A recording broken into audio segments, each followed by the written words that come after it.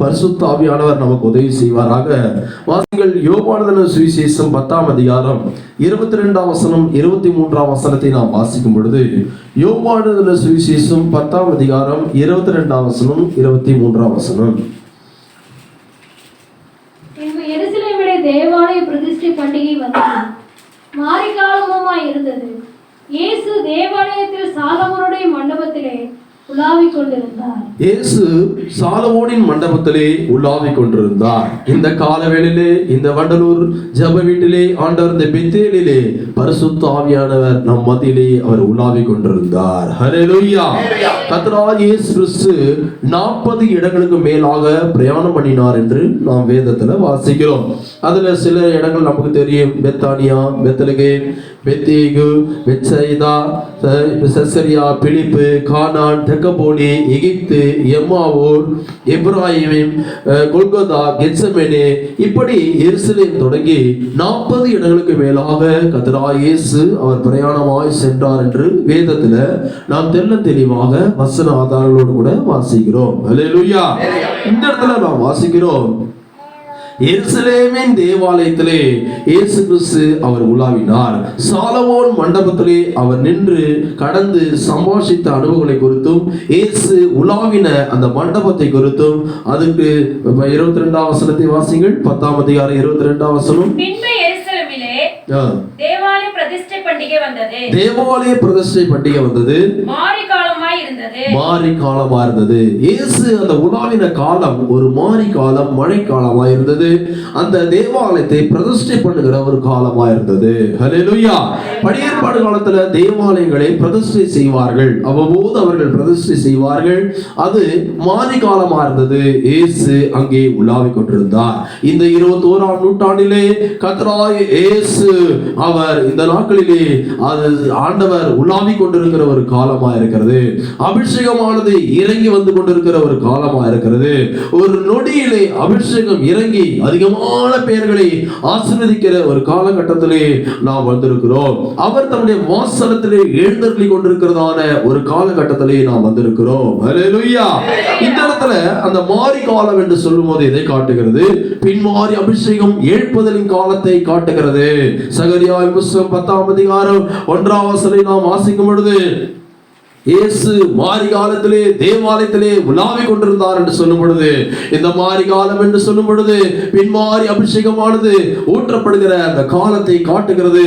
கர்த்தராகிய இயேசு கிறிஸ்து அவர் உலாவிக் கொண்டிருக்கிறார். 10ஆம் அதிகாரம் 1ஆம் வசனம் வாசிங்கள். பின்மாரி காலத்து மழையை கர்த்தரிடத்தில் வேண்டிக் கொள்ளுங்கள். பின்மாரி காலத்து மழையை கர்த்தரிடத்திலே வேண்டிக் கொள்ளுங்கள். அப்பொழுது கர்த்தர் மின்னல்களை உண்டாக்கி வயல்வெளியில் அவரவருக்கு பயிருண்டாக அவர்களுக்கு மழையை கட்டளையிட்டார். பின்மாரி காலத்து மழை ஒரு அபிஷேகம் எழுப்புதலின் காலத்திற்காக சபை மறுமலர்ச்சி அடையும்படி நம்முடைய பாவ சாபங்கள் நீங்கி ஆசீர்வாதத்தின் மழை நம் வாழ்க்கையிலே கடந்து வரும்படி நாம் ஜெபிக்க வேண்டும் என்று வேதம் சொல்கிறது. ஐயோ, எனக்கு ஆசீர்வாதம் இல்லை, என் குடும்ப வாழ்க்கையிலே எனக்கு நிம்மதி இல்லை, சமாதானம் இல்லை என்று நாம் சொல்கிறோம். ஆனால் வேதம் இந்த கால வேளையில பரிசுத்த ஆவியானவர் நமக்கு ஒரு ஆலோசனை தருகிறார். பின்மாரி காலம் அல்லது உனக்கு ஒரு ஆசீர்வாதம் வேணும், நீதான் வாயில திறந்து ஜெபிக்க வேண்டும். ஹல்லேலூயா. இந்த கடைசி காலத்துல ஜெபிக்கிற மனிதர்கள் தேவை. பெரியமானவர்களே, ஜெபத்தை அதிகமாய் நாம் ஜெபித்துதான் ஒவ்வொரு காரியங்களையும் கர்த்தரிடத்திலே பெற்றுக்கொள்ள வேண்டும் என்று வேதம் சொல்கிறது. சில சொல்றாங்க, நம்முடைய தேவை ஆண்டவருக்கு தெரியாதா, எதுக்காக ஜெபிக்கணும்? அப்படி கிடையாது. நாம் ஜெபித்து ஒவ்வொரு காரியங்களையும் இந்த கடைசி நாட்களில் கர்த்தரிடத்திலிருந்து ஆசீர்வாதங்களை பெற்றுக்கொள்ள வேண்டும். ஹல்லேலூயா. இங்கே தேவாலயத்திலே ஆண்டவர் உலாவிக் கொண்டிருந்தார் என்று சொல்லும் பொழுது 1 கொரிந்தியர் புத்தகம் 3ஆம் அதிகாரம் 16ஆம் வசனத்திலே நீங்களே தேவனுடைய ஆலயம் என்று வேதம் சொல்கிறது. 1 கொரிந்தியர் புத்தகம் 3ஆம் அதிகாரம் 16ஆம் வசனம். நீங்கள் தேவனுடைய ஆலயமாய் இருக்கிறீர்கள் என்றும் தேவனுடைய ஆவி உங்களில் வாசமாய் இருக்கிறது என்றும் அறிவீர்களோ. இந்த இடத்துல வாசிக்கிறோம், நீங்களே தேவாலய கிரயத்துக்கு கொல்லப்பட்டீர்களே என்று வேதம் சொல்கிறது. தேவாலயத்துக்கு ஒரு பிரதிஷ்டை பண்டிகை இருந்தது. பெரியமானவர்களே, நாம் தான் ஒரு ஆலயம். அவ்வப்பொழுது ஞாயிறு ஆராதனைக்கு நாம் வரும்பொழுது நம்மை நாமே ஆராதனை பகுதியில் ஒப்பு கொடுக்க வேண்டும். ஆராதனை என்று சொன்னால் 2 பாட்டு பாடுவார்கள், ஆவலரே. அப்படி இல்லை, அந்த ஆராதனை பகுதியில் பிரதிஷ்டையாக நம்மை நாமே தேவனுக்கு ஒப்பு கொடுக்கக்கூடியவர்களாய் நாம் மாற வேண்டும். ஹல்லேலூயா. அதனால்தான் 12ஆம் வசனத்தை நாம் வாசிக்கும் பொழுது 3ஆம் அதிகாரம் 12ஆம் வசனம் வாசிங்க. ஒருவன் அந்த அஸ்திபாரத்தின் மேல் பொன் வெள்ளி விலையேற பெற்றக்கல் மரம் புல் வைக்கோல் ஆகிய இவைகளால் கட்டினாள். இந்த தேவாலயத்தை நம்முடைய வாழ்க்கையை எப்படி கட்ட வேண்டும் என்று இங்க பரிசுத்த பவுல் சொல்கிறார். அங்கே மரம் புல் வைக்கோல் வைத்து அங்கே கட்டலாம், ஆனால் அக்கினியிலே அது நிற்காது.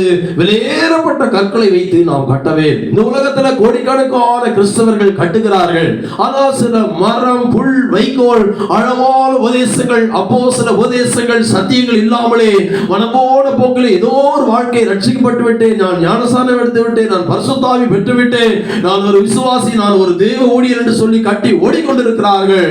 ஆனால் ஒவ்வொரு தேவ பிள்ளைகளும் அந்த அஸ்திபாரமான இயேசுவின் மேல ஆழமாக தோண்டி அஸ்திபாரம் போட்டு இதுதான் உபதேசம், இப்படிதான் வாழ வேண்டும் என்று சொல்லி வாழ்ந்து காட்ட வேண்டும். இல்லாவிட்டால் ஒரு சோதனை வரும், ஒரு அக்கினி வரும், சுட்டெரித்து போகும், ஒன்றுமில்லாமல் போய்விடும். இத்தனை வருஷங்கள் கட்டினதெல்லாம் வீணாக போகும்.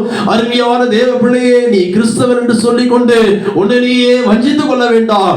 ஆழமான விதத்துல இயேசுக்காய் நீ ஜீவிக்க தீர்மானம் பண்ணி கடந்து வர வேண்டிய ஒரு காலகட்டத்தில் நாம் வந்திருக்கிறோம். அதனால சரியான திவ்ய சுபாவங்களை வைத்து நாம் நம்மை கட்ட வேண்டும். ஹல்லேலூயா. நம்ம கல் என்று சொல்லும் பொழுது விலையேறப்பட்ட திவ்ய சுபாவங்கள், மனதிற்கு உள்ளவர்களாய் ஒருவர் வியாதிப்படும் பொழுது, ஒருவர் கஷ்டத்தில் இருக்கும் பொழுது மனதிற்கத்தோடு நாம் ஜெபிக்கக்கூடியவர்களாக மாறுவதுதான் இந்த கல்லாய் இருக்கிறது. ஹல்லேலூயா. எனவே நம்முடைய ஜீவியத்தை இந்த விலையேறப்பட்ட கற்கள், திவ்ய சுபாவங்கள், பலவிதமான கற்களை குறித்து வேதத்தில் வாசிக்கிறோம். கோமேத கற்களை குறித்து வாசிக்கிறோம், வைடூரியத்தை குறித்து வாசிக்கிறோம், மரகதத்தை குறித்து வாசிக்கிறோம். 12 விதமான கற்கள் அந்த பரலோக எருசலேம் என்ற பட்டணத்துக்கு அஸ்திவாரமாக இருக்கிறது. ஒரு தேவ பிள்ளை, ஒரு விசுவாசி என்று சொல்லும் பொழுது 12 வித அப்போஸ்தல உபதேசங்களால் அலங்கரிக்கப்பட்டவனாய் இருக்க வேண்டும். அப்படி நம்மை ஆண்டவர் கை தூக்கி பார்க்கும் பொழுது இது விலையேறப்பட்ட திவ்ய சுபாவம் இருக்கு, இது நித்தியத்துக்கு எருசலேம் நகரத்துக்கு உரிய ஒரு மகள் என்று சொல்லி நம்மை ஆண்டவர் ஏற்றுக்கொள்ள வேண்டும். 12 விதமான அஸ்திவார கற்களிலே உபதேசத்திலே நாம் போட்டு கட்டி ஜீவியத்தை நாம் கட்டி எழுப்ப வேண்டும். இல்லாவிட்டால் ஒரு சோதனை வரும், ஒரு பிரச்சனை வரும், இருக்கிற இடம் தெரியாமல் நாம் பறந்து போய் விடுவோம். ஹல்லேலூயா. எனவே அந்த அக்கினியில அல்லது அந்த மாரி காலம் உண்டாக வேண்டும். இந்த இடத்துல மாரி காலம் என்று சொல்லும் பொழுது பரிசுத்தாவின் பின்மாரி அபிஷேகத்தோடு கூட ஒப்பிட்டு படிக்கலாம். மறுபுறத்திலே மழை, வெள்ளம், சோதனைகள், போராட்டம் வரும் பொழுது நாம் நின்று பிடிக்க வேண்டும். நானும் கிறிஸ்தவன் இன்னைக்கு நாம் நல்லா பாடுவோம். சோதனைகள் வரும்போது, கஷ்டங்கள் வரும் பொழுது அதுல நம்மால் நிற்க முடியாது. எனவே தான் ஆழமாக தோண்டி அஸ்திவாரம் போட்டு நம்முடைய வாழ்க்கையை நாம் கட்டி எழுப்ப வேண்டும்.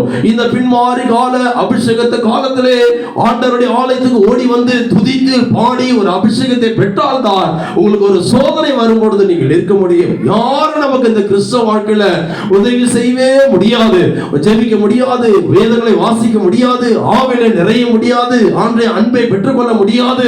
அப்படிப்பட்ட ஒரு காலம் நமக்கு வரும் பொழுது கர்த்தருக்காய் நாம் நிற்க கடமைப்பட்டவர்களாய் இருக்கிறோம். ஹல்லேலூயா. இந்த இடத்துல பிரதிஷ்டை காலம் என்று படிக்கிறோம். நம் ஜீவியத்தை அனுதினமும் பிரதிஷ்டை செய்து ஆண்டவருக்கு ஒப்பு கொடுத்து ஒவ்வொரு கிறிஸ்தவனும் வாழ வேண்டும். யாத்திரா புஸ்தகம் 40ஆம் அதிகாரம் 35ஆம் வசனத்துல நாம் வாசிக்கும் பொழுது ஆசரிப்பு கூடாரத்தை பிரதிஷ்டை செய்த பொழுது ஆசாரியர்கள் அதற்குள் நிற்க முடியல. 40ஆம் அதிகாரம் 35ஆம் வசனம் வாசிங்க. மேகம் அதன் மேல் தங்கி கர்த்தருடைய மகிமை வாசஸ்தலத்தை நிரப்பியதினால் மோசே ஆசரிப்பு கூடாரத்திற்குள் பிரவேசிக்க கூடாமல் இருந்தது. இந்த இடத்துல மேகமானது ஆசரிப்பு கூடாரத்திலே பிரதிஷ்டை வரும் பொழுது பெரியமானவர்களே அந்த மகிமையில அவர்களால் நிற்க முடியாமல் போனது என்று நாம் வாசிக்கிறோம். இந்த பிரதிஷ்டை என்று சொல்லும் பொழுது அது எதை காட்டுகிறது? பழைய ஏற்பாடு காலத்துல சாலமோனின் ஆலயத்தை பிரதிஷ்டை பண்ணினார்கள். பழைய ஏற்பாடு காலத்துல ஆசரிப்பு கூடாரத்தை பிரதிஷ்டை பண்ணினார்கள். இந்த புதிய ஏற்பாடு காலத்துல வீடு பிரதிஷ்டை செய்கிறோம். இந்த வாரம் நாங்கள் போய் ஒரு வீடு பிரதிஷ்டை செய்து கொடுத்து வந்தோம். அந்த வீடு அவர்கள் புதிதாக கட்டினார்கள். கணவன் இல்லை, பிள்ளைகளை வைத்திருக்கிற ஒரு தாய். அப்ப போய் அதை பிரதிஷ்டை செய்தோம். எடுத்தபடி நாம் பிரதிஷ்டை செய்கிறோம். ஆவிக்குரியபடி ஒரு தேவ பிள்ளை, நான் ஒரு ஆலயம், நான் கர்த்தர் என்னிலே உலாவுகிறார். ஒவ்வொரு நாளும் நம்மை பிரதிஷ்டை செய்து ஒப்பு கொடுத்து வாழ வேண்டும். சிலர் ஒப்பு கொடுப்பதே கிடையாது, மனப்போன போக்குல போறது, மனப்போன போக்குல வர்றது. இங்க வந்து நம்ம ஒரு கிறிஸ்தவனை போல் அப்படியே நாம் சும்மா பாடி ஆராதித்து விட்டால் இந்த உலகத்துல கிறிஸ்தவன் நினைப்பார்கள். ஆனால் யார் தங்களை ஒப்பு கொடுத்து அவர்கள் ஆவில் நிறைகிறார்களோ, ஒப்பு கொடுத்து வாழ்கிறார்களோ அவர்கள் தான் ஜீவ பலியாக தேவன் அங்கீகரிக்கிறார். ஹல்லேலூயா. இந்த இடத்துல நாம் வாசிக்கிறோம், அந்த ஆசரிப்பு கூடாரத்திலே அக்கினி இறங்கினது. கர்த்தர் அதை ஒப்பு கொடுத்த பகுதிகளை ஆசீர்வதித்தார். எந்தெந்த பகுதி? கண்ணை ஒப்படைக்கணும், காதை ஒப்படைக்கணும், வாயை ஒப்படைக்கணும், கால்களை ஒப்படைக்கணும். அந்த தேவ சித்தத்திற்குள் அடங்கி ஒடுங்கி வாழ்ந்து ஆண்டவருக்கு ஒப்படைக்கும் பொழுது அக்கினி இறங்கி சுட்டெரித்து சாம்பலாக்கி, வாழ்க்கையில் இருக்கிற மந்திரம் பிடி சூனிய எல்லா பிரச்சனைகளையும் சுட்டெரித்து சாம்பலாக்கி ஆண்டவர் உன்னை ஜெயமாய் நடத்துவார். பிரச்சனைகள் மாறவில்லை என்றால் காரணம் என்ன? ஞானஸ்நானம் எடுத்து 10-20 வருஷம் ஆகிவிட்டது, இன்னும் ஒப்பு கொடுத்தலின் ஜீவியம் இல்ல. பாவத்துக்கு அடிமையாக நான் பாவத்துக்கு மரித்தேன், நீதிக்கு பிழைத்திருக்கிறேன், இனி நான் அல்ல கிறிஸ்துவே ஒப்பு கொடுத்து பாவம் மரித்தேன் மரித்தேன் மரித்தேன், நான் கிறிஸ்துவுக்குள் மரித்தேன் என்று ஒப்பு கொடுத்து வாழ்கிற இந்த ஞானஸ்நான சத்தியத்தின் உபதேசங்கள் அறியாமல் நாம் போகிறபடினால்தான் எத்தனை வருஷங்களானால் நம்முடைய ஜீவியத்துல ஒரு வளர்ச்சி இல்லாமல் நாம் காணப்படுகிறோம். ஹல்லேலூயா. இத்தனை வருஷம் ஆகிவிட்டது, அதற்கேற்ற ஒரு வளர்ச்சி இருக்கிறதா? குழந்தை பிறந்து அது வளராவிட்டா, ஐயோ இந்த குழந்தை பிறந்து 4-5 வருடம் ஆனது, இது இன்னும் வளரவில்லையே என்று நாம் கவலைப்படுகிறோம். சபையில் ஒரு ஊழியக்காரனை பாரம் என்ன? ஐயோ இந்த ஜனங்கள் வளரவில்லையே, கிறிஸ்துக்குள் வளரவில்லையே, பாரப்பட்டு நாங்கள் தான் குண்டி போகிறோம். ஆனால் நீங்க அதை பற்றி கவலையே எடுக்கிறது கிடையாது. யோபுல ஒரு புஸ்தகத்துல வாசிக்கிறோம், ஒரு பறவை முட்டையிட்டு காலில் மிதிச்சுட்டு போகுது. ஐயோ அந்த முட்டையை மிதிஞ்சிருமே, அந்த அக்கறையே கிடையாது என்று ஆண்டவர் யோபு கிட்ட ஒரு காரியத்தை சொல்கிறார். ஹல்லேலூயா. எனவே நம்முடைய வாழ்க்கையில் ஒரு வளர்ச்சி எதிர்பார்க்க வேண்டும். ஆண்டவரே நான் வளரலையே, எனக்குள் பரிசுத்தத்துல நான் வளரலையே, இன்னும் தாழ்மையில வளரலையே, இன்னும் கீழ்ப்படிதல வளரலையே, இன்னும் முரட்டாட்டமா இருக்கிறேனே, என் வாழ்க்கை நீர் மாற்றம் என்று எத்தனை பேர் நாம் வாஞ்சிக்கிறோம். ஹல்லேலூயா. ஒவ்வொரு நாளும் நீ வாஞ்சிக்காவிட்டால் சாத்தான் உன்னை ஒரே வாயில சாப்பிட்டு போயினே இருப்பான். நாம் போராடி ஜெயம் எடுக்க வேண்டிய ஒரு மாறி காலம், பின்மாறி காலத்திலே நாம் வந்திருக்கிறோம். ஹல்லேலூயா. 2 நாளாம் புஸ்தகம் 5ஆம் அதிகாரம் 14ஆம் வசனத்திலே நாம் வாசிக்கும் பொழுது, 2 நாளாம் புஸ்தகம் 5ஆம் அதிகாரம் 14ஆம் வசனத்துல, அந்த மேகத்தின் நிமித்தம் ஆசாரியன் ஊழியம் செய்து இருக்கக்கூடாமல் போயிற்று. இந்த இடத்துல சாலமோன் தன்னை அர்ப்பணித்தார் என்று வாசிக்கிறோம். சாலமோனின் ஆலயத்தை பிரதிஷ்டை பண்ணினார் என்று நாம் வாசிக்கிறோம். ஆனால் பிரியமானவர்களே, அவர்கள் அங்க நிற்க முடியவில்லை. அரண்மனை என்று சொல்லும் பொழுது நம்முடைய பரிசுத்தத்தை நாம் காக்க வேண்டிய ஒரு காலத்தை காட்டுகிறது. உலகத்தை நாம் அனுபவிக்க போகக்கூடாது, கரைப்படாதபடி நம்மை காத்துக் கொள்ள வேண்டிய ஒரு கடமை நமக்கு உண்டு. இந்த உலகத்தால் கரைப்படாதபடி தன்னை காத்துக் கொள்கிறதுமே பிதாவாகிய தேவனுக்கு முன்பாக மாசில்லாத சுத்தமான பக்தி. பக்தி என்று சொல்லும் பொழுது எத்தனையோ காரியம் உண்டு. ஆனால் வேதம் சொல்கிறது உண்மையான பக்தி அது என்னவென்றால், இந்த உலகத்திலே நாம் போகிறோம் வருகிறோம், ஒரு இடத்திலும் களங்கம் பற்றாமல் கரையில்லாதபடி ஒரு கிறிஸ்தவன் தன்னை காத்துக் கொள்ள வேண்டும். ஹல்லேலூயா. உன்னை கேட்க யாருமே கிடையாது. உன் தாயோ தகப்பனோ ஊழியனோ விசுவாசி யாரும் இல்லை. நீ ஒரு இடத்துக்கு போகிறாய், களங்கம் மற்ற தீட்டுப்படுத்தக்கூடிய ஒரு வல்லமை வரும் பொழுது நீதான் எதிர்த்து போராடி உன்னை பரிசுத்தத்திலே பாதுகாக்க வேண்டும். ஹல்லேலூயா. பின்மாறி காலம் இருக்கிற இந்த காலகட்டத்திலே கர்த்தராகிய இயேசு மகிமையான தம்முடைய சபைக்காக, மனவாட்டி தம்முடைய சபைக்காக, பக்தி வைராக்கியமாய் தனக்காக வாழ்ந்த சபைக்காக அவர் சேர்த்துக் கொள்ள இயேசு அதிசீக்கிரமாய் அவர் வரப்போகிறார். இந்த நாட்களிலே ஒரு வளர்ச்சிக்குள்ளாக நாம் மாறி இயேசுவின் வருகையிலே எடுத்துக்கொள்ளப்பட வேண்டும். கிறிஸ்தவர்களாகி நாம் கைவிடப்படும் பொழுது 666 முத்திரை பெற்று அந்த கிறிஸ்துவின் ஆட்சி காலத்தில் உபத்திரத்திலே சிக்கி நித்தியமான நரகத்துக்கு போக வேண்டியது வரும். நமக்காக தான் அந்த வேதம் எழுதப்பட்டிருக்கிறது. எனவே ஒரு வளர்ச்சிக்குள் வந்து இயேசு வருகைக்கு ஆயத்தமாகி அதில் எடுத்துக்கொள்ளப்பட வேண்டும். பறந்து போக நாம் ஆயத்தமா இருக்க வேண்டும். எத்தனை பேர் இயேசு வருகையில பறந்து போக நான் ஆயத்தமா இருக்கிறேன் என்று சொல்கிறீர்கள்? ஒரு அல்லேலூயா சொல்லுங்கள். அல்லேலூயா. பறந்து போக ஒரு ஜெப ஜீவியம் அவசியம், ஒரு பிரதிஷ்டை அவசியம், ஒரு பரிசுத்த வாழ்க்கை அவசியம். சும்மா தாறுமாறாய் வாழ்ந்து கொண்டு நானும் போய்விடுவேன் என்று சொல்லி நம்மை நாமே வஞ்சித்துக் கொள்ளக்கூடாது. இப்படி வாழ்ந்தால் தான் பரலோகம் என்று ஆண்டவர் நமக்கு சில சட்ட திட்டங்களை வைத்திருக்கிறார்.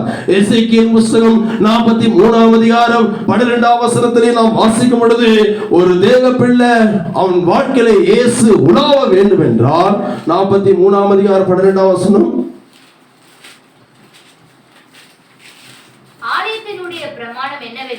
ஆலயத்தினுடைய பிரமாணம் என்னவென்றால் மலை உச்சியின் மேல் சுற்றிலும் அதன் எல்லை எங்கும் ஒரு தேவனுடைய பிள்ளையின் வாழ்க்கையின் ஆண்டுடைய நோக்கம் என்ன?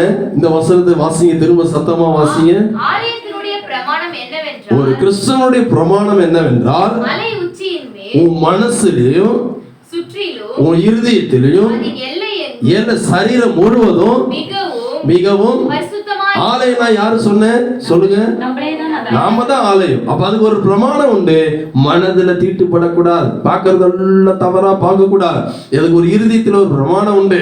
இருதயத்துல சுத்தமாய் காத்துக்கொள்ளவே, சரீரத்தின் எல்லை எங்கும் கை காலு அவயங்கள் ஒன்னொன்னும் பரிசுத்தத்துல அர்ப்பணிக்கப்பட்டதா இருக்கவே, இதான ஒரு பிரமாணம். அவர்கள் தான் கிறிஸ்தவர்கள். ஹல்லேலூயா. நாம கிறிஸ்தவன் சொல்லிட்டு நாம போன காரியம் நடக்காது. வசனத்தின்படி இவ்வாறாக நம்முடைய ஆலயமாகி இயேசு இந்த சரீரத்துல இயேசு உலாவிக் கொண்டிருக்கிறார். இதை நாம் பரிசுத்தத்துல காக்க வேண்டியது. அதன் எல்லையெங்கும் பரிசுத்தமாக இருக்க வேண்டும். நீங்களே அந்த ஆலயம். நம்முடைய சிந்தை, நம்முடைய எண்ணங்கள், நம்முடைய நினைவுகள், நம்முடைய ஆலயத்தின் பிரமாணம், நம்முடைய சரீரம் முழுவதும் பரிசுத்தத்திலே இந்த கடைசி நாட்களிலே வாழ வேண்டும். பரிசுத்தம் என்றால் என்ன என்று தெரியாத எத்தனையோ கிறிஸ்தவர் என்று சொல்லிக் கொள்கிறார்கள். பரிசுத்தமாய் வாழ்வதற்கு நம்மை நாமே அர்ப்பணிக்க வேண்டும். ஹல்லேலூயா. யோவான் சுவிசேஷம் 10ஆம் அதிகாரம் 23ஆம் வசனத்திலே நாம் வாசிக்கும் பொழுது, 10ஆம் அதிகாரம் 23ஆம் வசனத்திலே வாசிங்கள். இயேசு தேவாலயத்தில் சாலமோனுடைய மண்டபத்திலே உலாவிக் கொண்டிருந்தார். இங்கே எந்த மண்டபத்திலே இயேசு உலாவுறாரு? சாலமோனின் மண்டபத்திலே இயேசு உலாவிக் கொண்டிருந்தார்னு இருக்கு. ஆனா இயேசு இருந்த காலத்துல சாலமோனின் மண்டபம் இருந்துச்சா? இருந்துச்சா? கிடையாது. அப்பனா இதோட அர்த்தம் என்ன? இயேசு இருந்த காலத்துல யாருடைய அரண்மனை இருந்துச்சு? ஏரோது கட்டின அரண்மனை. 40 வருஷம் ஒரு சர்ச்சை கட்டினாங்க. ஹல்லேலூயா. அந்த ஆலயம் தான் இருந்தது. இங்க நாம என்ன வாசிக்கிறோம்? சாலமோனின் மண்டபத்துல அவர் உலாவிக் கொண்டிருந்தார். ஹல்லேலூயா. அப்ப இந்த சாலமோனின் மண்டபத்துல அவர் உலாவினார் என்ற அர்த்தம் என்ன? இந்த சாலமோனின் மண்டபத்துல உலாவினார் என்று சொல்லும் பொழுது ஒரு பகுதி அவர்கள் கட்டின பிற்பாடு சாலமோன் அந்த வாழ்ந்ததான காலத்துக்கு அடையாளமாக ஒரு கட்டிடத்தை உள்ளாக கட்டி வைத்திருந்தார்கள். ஹல்லேலூயா. அப்ப இதன் ஆவிக்குரிய அர்த்தம் என்ன? ஏசாயா புத்தகம் 32ஆம் அதிகாரம் 18ஆம் வசனத்துல நாம் வாசிக்கும் பொழுது, இந்த தேவாலயத்துல ஒரு பகுதி சாலமோன் தேவாலயம், அது இடிக்கப்பட்டாலும் அந்த ஞாபகார்த்தமாய் கட்டி வைத்திருந்தார்கள். அதனுடைய ஆவிக்குரிய அர்த்தத்தை நாம் படிக்கும் பொழுது ஏசாயா புத்தகம் 32ஆம் அதிகாரம் 18ஆம் வசனத்துல வாசிக்கிறோம். என் ஜனம் சமாதான தாபரங்களிலும் நிலையான வாசஸ்தலங்களிலும் அமைதியாய் தங்கும் இடங்களிலும் குடியிருக்கும். ஹல்லேலூயா.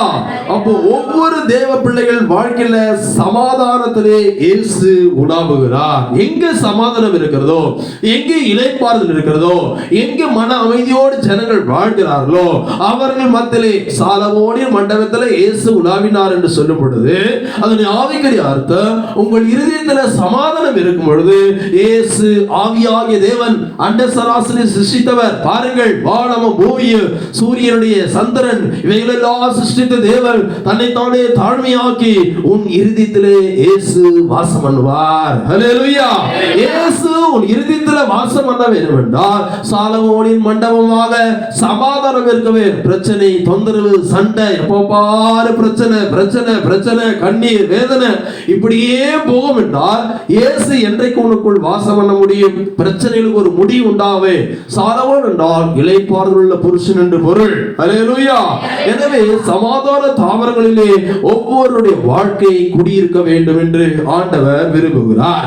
இந்த சாலமோனின் தேவாலயத்தில் நடந்த இன்னொரு சம்பவம் அப்போஸ்தலர் 3ஆம் அதிகாரம் 11ஆம் வசனத்தை நாம் வாசிக்கும் பொழுது, அப்போஸ்தலர் 3ஆம் அதிகாரம் 11ஆம் வசனத்தை வாசிங்க. குணமாக்கப்பட்ட சப்பானை பேதுருவையும் யோவானையும் பற்றி கொண்டிருக்கையில் ஜனங்கள் எல்லாரும் பிரமித்து சாலமோன் மண்டபம் எனப்பட்ட மண்டபத்திலே அவர்களிடத்திற்கு ஓடி வந்தார். சாலமோன் மண்டபம் எனப்பட்ட மண்டபம், சாலமோன் மண்டபம் போயிடுச்சு. ஹல்லேலூயா. அதனுடைய ஞாபகார்த்தமாக அவர்கள் அங்கே சாலமோனின் தேவாலயத்தை ஒரு சாம்பிள் உள்ளே ஒரு மண்டபம் இருந்தது.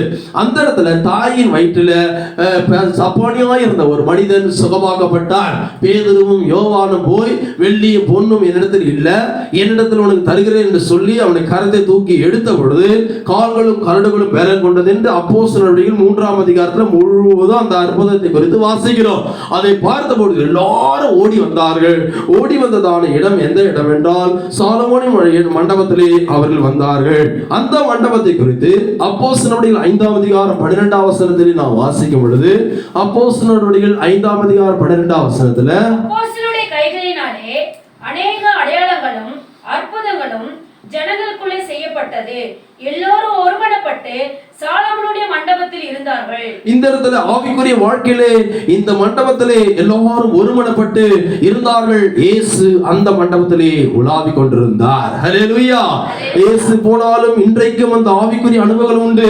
பிரியமானவர்களே, நம் வாழ்க்கையில ஆதி அப்போஸ்தலர் விடுதலை பெற்றவன் அங்கே உலாவுகிறார். அந்த இடத்துல அப்போஸ்தலர் ஒருமனத்தோடு விசுவாசிகளும் சபையும் கூடியிருக்கிறார்கள். இது எதை காட்டுகிறது என்றால் நம் வாழ்க்கையிலே ஒரு மனதை காட்டுகிறது. அப்போஸ்தலர் ஐக்கியத்திலே இந்த ஊழியர்கள், இந்த தேவ சபை, இவைகளிலே தேவ பிள்ளைகளாகி நாம் விடுதலை பெற்றவர்கள் நாமும் உலாவ வேண்டும். ஊழியருடைய ஐக்கியத்திலே இந்த மண்டபத்திலே சேர்ந்து இருக்க வேண்டும். ஒரு மனதின் ஆவியை அது காட்டுகிறது. இந்த நாட்களில் சபைகளில் விசுவாசிகள் ஊழியர்களுக்குள் எத்தனையோ பேர்கள் ஊழியர்களுக்கு அடங்கி இருக்க முடியாமல் ஒரு மனதின் ஆவி கிடக்கூடாமல் எத்தனையோ பிரச்சனைகளை சபைகளை பார்க்கிறோம். ஒரு நாளும் இந்த பெத்தேல் சபையில் அப்படி வரக்கூடாது.